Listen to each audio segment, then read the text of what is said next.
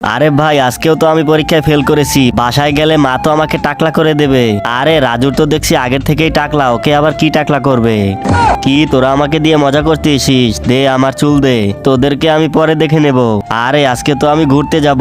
আরে ওই তো দেখতেছি বাসন্তী আসতেছে। আরে রাজু, তুই আমার চিঠিটা বাসন্তীকে দিয়ে আসতে পারবি? আরে কেউ আবার এখন চিঠি দেয় নাকি, সরাসরি গিয়ে প্রপোজ করে দে, তাইলেই তো হয়ে যায়। আরে আমার তো অনেক ভয় হচ্ছে।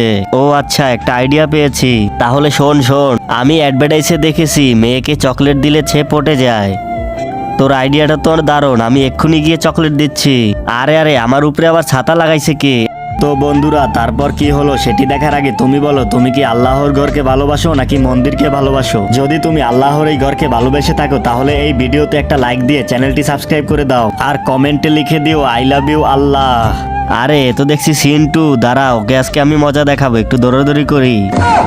আরে আরে, সিন্টু তো পড়ে গেল, তাড়াতাড়ি পালাই। ও বাবা, বাবা গো, ওরা কি আমায় মার্ডার করতে চেয়েছিল?